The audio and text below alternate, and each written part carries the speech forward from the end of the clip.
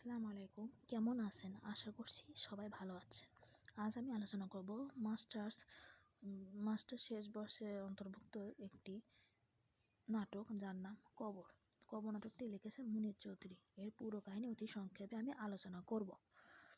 মুনীর চৌধুরী 1925 সালে জন্ম এবং 1971 সালে মৃত্যু। সরাসরি এখন আমি পুরো কাহিনী আলোচনা করতেছি। কবর নাটকের স্থিতিকাল সংক্ষিপ্ত। 71 নাটকের আয়তন উপযোগী। এক রাত্রি শেষে কয়েকটি ঘটনার এর পটভূমি। 1952 সালের 21শে ফেব্রুয়ারি দিবসে ভাষার দাবিতে মিছিলকারী ছাত্র জনতার উপর পুলিশ গুলি চালায়। গোরস্থানের পটভূমিকায় নাটকের পর্দা উত্তোলিত হয়েছে। ছাত্র জনতার উপর গুলিবর্ষণের দিবাগত রাত্রে কারফিউ জারি করে নিহতদের কবর দিতে গোরস্থানে নিয়ে আসা হয়েছে। রাজনৈতিক নেতা ইন্সপেক্টর হাফিজকে এ দায়িত্ব অর্পণ করা হলেও নিখুঁত ও গোপনীয়তার সাথে কর্মসমাধানের জন্য স্বয়ং নেতা কবরস্থানে উপস্থিত হন। রাত প্রায় শেষ প্রহর। ভোর হবার পূর্বে কাজ সম্পন্ন করতে হবে, কিন্তু এ স্বল্প সময়ে ছিন্ন বিচ্ছিন্ন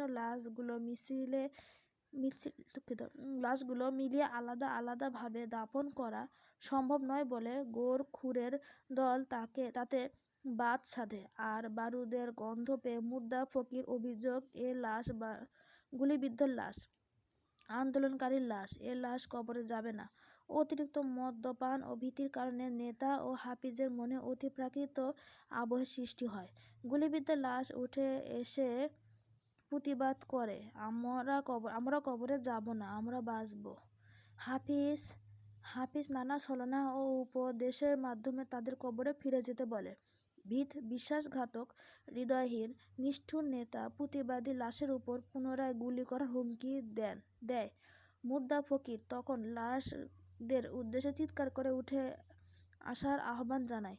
ইতোমধ্যে নেতা ও হাফিজের নেশার ঘোর কেটে যায়। গার্ড এসে জানায় কবর দেওয়ার কাজ শেষ হয়েছে, ফেরার জন্য গাড়ি প্রস্তুত। যাবার সময় মুর্দা ফকিরকে সঙ্গে নেবার জন্য নেতা নির্দেশ প্রদান করেন এবং সেই সাথে নাটকের সমাপ্তি ঘটে। এটি হলো কবর নাটকের অতি সংক্ষিপ্ত আলোচনা। সবাইকে ধন্যবাদ।